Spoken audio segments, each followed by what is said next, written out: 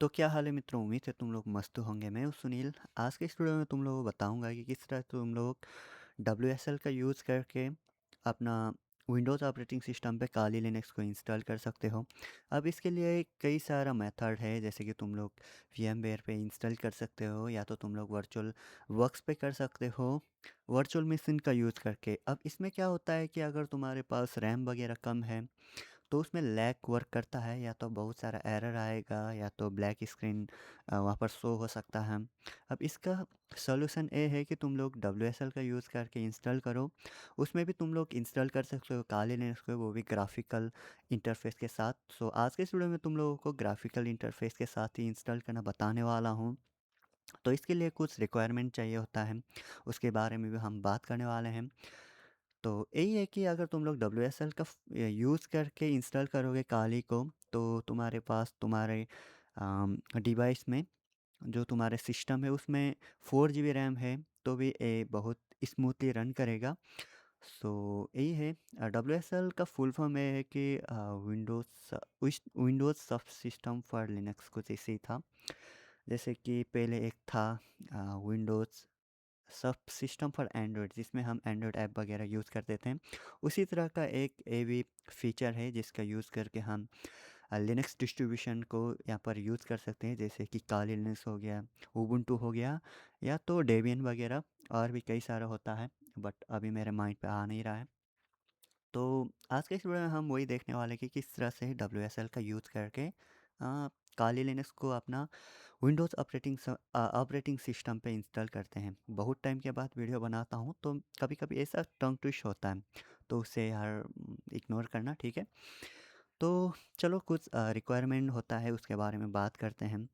तो पहली बात तो ये है कि तुम्हारे पास 4 GB मिनिमम रैम होना चाहिए। उसके बाद 30 to 40 GB स्पेस खाली होना चाहिए, क्योंकि हम काली को इंस्टॉल करने के बाद वहाँ पर अपडेट वगैरह भी करेंगे, फिर वहाँ पर कई टाइप का टूल भी इंस्टॉल करेंगे, तो ये सब चाहिए होता है।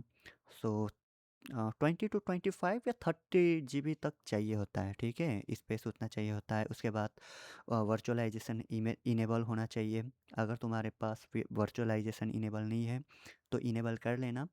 बट इस वीडियो में मैं तुम लोगों को वर्चुअलाइजेशन किस तरह इनेबल करना है वो नहीं बताऊंगा, क्योंकि मैं असूस का यूज़ कर रहा हूँ, असूस का लैपटॉप यूज़ कर रहा हूँ। तो इसमें अलग टाइप का होता है, एंड अगर मैं इसमें दिखाऊंगा तो हो सकता है कि तुम्हारे में वो वर्क ना करे, इसीलिए टाइम वेस्ट होगा, इसीलिए मैं नहीं दिखाऊंगा। तुम लोग इंटरनेट से जाके चेक कर लेना। उसके बाद तुम लोगों को विंडोज़ में कुछ फ़ीचर को इनेबल करना होता है, तो वो भी देख लेते हैं। पहले तो मैं तुम लोगों को बताऊंगा कि किस तरह तुम लोग चेक करोगे तुम्हारा सिस्टम पे, तुम्हारे जो सिस्टम है उस पे वर्चुअलाइजेशन इनेबल है कि नहीं, किस तरह चेक करना है मैं तुम लोगों को बताऊंगा। टास्क मैनेजर को ओपन करो। उसके बाद यहाँ पर देखोगे, दिखाई नहीं दे रहा यार, यहाँ पर देखोगे तो मेरे में वर्चुअलाइजेशन इनेबल है। सो तुम लोग भी वर्चुअलाइजेशन को इनेबल करो। ये मैं दूसरी बार रिकॉर्डिंग कर रहा हूँ ये वीडियो, क्योंकि वीडियो बहुत ज़्यादा लंबा हो गया था, क्योंकि मैं बहुत ज़्यादा डीप में गया था, इसीलिए बहुत ज़्यादा लंबा हो गया था वीडियो, इसीलिए मैं ये दोबारा बना रहा हूँ वीडियो, ठीक है। उसके बाद तुम लोग यहाँ पर सर्च बार में जाओ। उसके बाद यहाँ पर तुम लोग सर्च करना है turn Windows feature on off, इसे सर्च करो, फिर यहाँ पर ओपन करो। तो एक यहाँ पर एक बॉक्स आएगा, इसे ओपन करते हैं फुल्ली। उसके बाद तुम लोग यहाँ पर कुछ इनेबल करना पड़ता है, यहाँ पर कुछ बॉक्स को टिक करना पड़ता है। एक ए बॉक्स है जो कि मैंने इनेबल करके रखा हुआ है, विंडोज सब सिस्टम फॉर लिनक्स, यही है। WSL को इनेबल करो यहाँ से। उसके बाद तुम लोग यहाँ पर विंडोज़ हाइपर प्लेटफॉर्म, इसे भी इनेबल कर सकते हो, या तो फिर तुम लोग यहाँ पर वर्चुअल मशीन प्लेटफॉर्म, इसे भी इनेबल करो। उसके बाद हाइपर वी को भी इनेबल कर सकते हो, वैसे ये इनेबल नहीं करोगे तो भी चलेगा। उसके बाद तुम लोग एक बार अपना सिस्टम को यहाँ पर जाके रीस्टार्ट कर लेना, या तो यहाँ पर ओके करोगे तो यहाँ पर तुम लोगों को बोलेगा कि रीस्टार्ट करो, तो तुम लोग रीस्टार्ट कर लेना। मैं तो रीस्टार्ट नहीं करूँगा, क्योंकि मैंने ऑलरेडी करके रखा हुआ है। यहाँ पर अगर मैं रीस्टार्ट करने बैठ जाऊँगा तो वीडियो में मुझे दोबारा बनाना पड़ेगा, इसीलिए मैं नहीं कर रहा हूँ, तुम लोग कर लेना, ठीक है। उसके बाद तुम लोग यहाँ पर जाओ, पावर सेल को ओपन करो। एडमिनिस्टर मतलब फुल पावर दे दो इसको। उसके बाद इनेबल करो, यस कर लेते हैं। उसके बाद यहाँ पर WSL को इंस्टॉल करने के लिए WSL hyphen hyphen install type करो। उसके बाद एंटर करोगे तो ये इंस्टॉल हो जाएगा। मेरे में ऑलरेडी इंस्टॉल है यहाँ पर। ओके, मैं फिर से कर रहा हूँ। तो यहाँ पर उबुंटू इंस्टॉल होगा बाय डिफ़ॉल्ट। तो हम बहुत सारी चीज़ें यहाँ पर चेक करने वाले हैं, ठीक है। उबुंटू बाय डिफ़ॉल्ट होता है, अगर तुम लोग यहाँ पर WSL टाइप करोगे तो ये उबुंटू का ही सेल मिलता है। बट हम जैसे ही काली को इंस्टॉल करेंगे, फिर काली को इंस्टॉल करने के बाद काली को बाय डिफ़ॉल्ट कर देंगे, क्योंकि हम WSL लिखते ही यहाँ पर काली का सेल हमें मिले, ठीक है। वरना WSL लिखोगे तो यहाँ पर तुम्हें उबुंटू का यहाँ पर सेल मिलेगा। इसे भी हम चेंज करेंगे, बाय डिफ़ॉल्ट कर देंगे काली को, ठीक है। यहाँ पर सेटअप हो रहा है कुछ चीज़ें, तो यहाँ पर वेट कर लेते हैं। एंड इंटरनेट अच्छा खासा होना चाहिए। यहाँ पर ओके 1 2 3 4 5 6, क्योंकि मैं इसे डिलीट करने वाला हूँ, मुझे नहीं चाहिए। नो कर देता हूँ यार, पासवर्ड अनचेंज। तो यहाँ पर हमको ये मिल चुका है। एक बार हम यहाँ इसे बैक कर लेते हैं, Ctrl+D करता हूँ यहाँ पर। उसके बाद इसे मैं अनइंस्टॉल करूँगा। अब अनइंस्टॉल करने के लिए ये देखो यहाँ पर अनरजिस्टर करना पड़ता है। ओके, उसके बाद हम यहाँ पर काली को इंस्टॉल करेंगे। काली को इंस्टॉल करने के लिए WSL हाइफन हाइफन इंस्टॉल का उसके बाद -D, उसके बाद काली करना पड़ता है, काली लिनक्स। यहाँ पर मैंने पहले भी किया था, तो यहाँ पर पूरा कमांड है, ठीक है। यहाँ पर ऑलरेडी एग्जिस्ट है मेरे में, तो मैंने ऑलरेडी इंस्टॉल करके रखा हुआ है। इसे इंस्टॉल करने के बाद तुम लोग क्या करो कि एक और कमांड लगाओ। बाय डिफ़ॉल्ट इसे काली को सेटअप करो, ठीक है। यहाँ पर इसके लिए भी मैंने कमांड पहले से ही लिख के रखा हुआ है, तो मैं उसी का यूज़ करूँगा। किधर चला गया।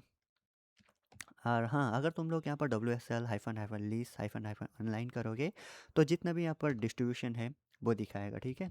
मतलब यहाँ पर कुछ कुछ तो मिस्टेक हुआ है। तो देखो यहाँ पर क्या क्या है, तुम लोग यहाँ पर देख सकते हो। मैं यहाँ पर फुल कर देता हूँ, फुल स्क्रीन करूँगा। तो देखो यहाँ पर काली वगैरह है, उबुंटू वगैरह है, कई टाइप का कई सारा चीज़ें हैं। तो यहाँ पर ए वाला कमांड लगा के इसे इंस्टॉल कर लेना, ठीक है। मेरे में ऑलरेडी डाउनलोड है। उसके बाद हम यहाँ पर डिफ़ॉल्ट कर देंगे काली को, ठीक है। उसके लिए कमांड है WSL hyphen hyphen set default hyphen hyphen मतलब हाइफन वर्जन काली ना, तो इसे एंटर करोगे तो ये हो जाएगा। फिर उसके बाद हमें यहाँ पर WSL टाइप करता हूँ। जैसे ही तुम लोग काली लिनक्स को इंस्टॉल करोगे तो यहाँ पर तुम लोगों को एक इस तरह का सेल मिलेगा, ठीक है। तो इस तरह का सेल मिलने के बाद तुम लोगों को क्या करना है कि apt अपडेट का कमांड चला देना है, ठीक है। कुछ इस तरह का कमांड चलाना है। ओके, यहाँ पर हमें सूडो का देना पड़ेगा। अब जैसे तुम लोग वहाँ पर काली को इंस्टॉल करोगे, वहाँ पर क्या है कि जैसे हमने WSL को इंस्टॉल करते वक्त आया था ना एक पासवर्ड वगैरह रखने के लिए, उसी तरह का सेम काली के लिए भी आएगा। तो वहाँ पर तुम लोग पासवर्ड वगैरह दे देना, ठीक है। उसके बाद सूडो सू करता हूँ मैं यहाँ पर। बहुत इजी है भाई, बच्चों का काम है। यहाँ पर मैंने एक पासवर्ड रखा था, काली है पासवर्ड। सो मैं यहाँ पर लॉगिन करता हूँ। उसके बाद हम यहाँ पर apt अपडेट करेंगे। उसके बाद यहाँ पर डेस्कटॉप इन्वायरमेंट को सेटअप करेंगे, इंस्टॉल करेंगे। अब डेस्कटॉप को इंस्टॉल करने के लिए apt इंस्टॉल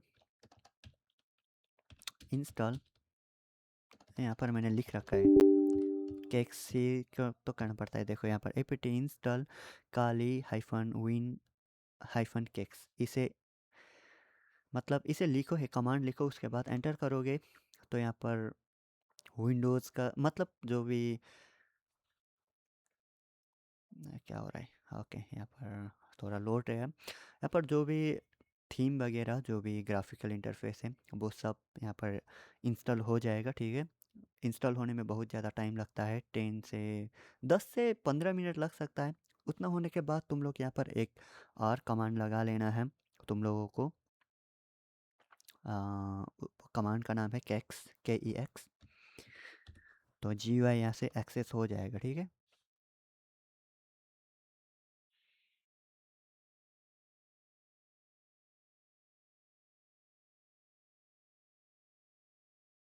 तो यहाँ पर भी पासवर्ड वगैरह रखने के लिए बोलेगा, तो मैं यहाँ पर काली ही रखूँ 1 2 3 4 5 6 1 2 3 4 5 6।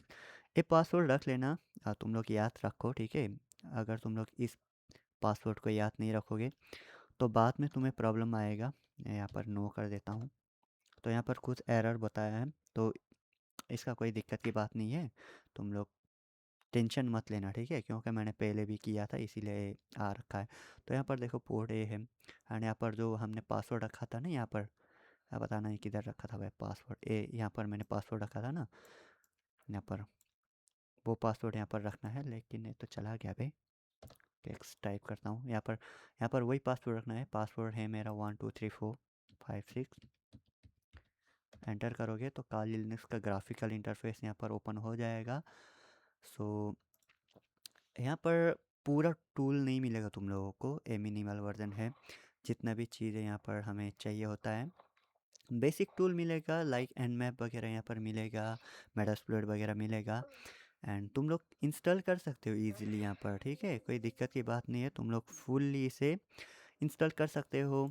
बहुत ज़्यादा स्मूथ रन करता है, स्मूथली वर्क करता है।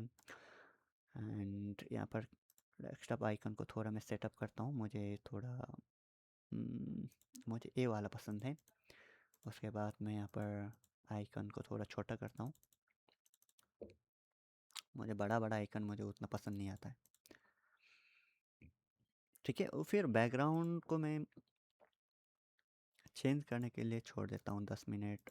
10 मिनट बहुत ज़्यादा है, हर 5 मिनट में मेरा बैकग्राउंड चेंज हो जाएगा।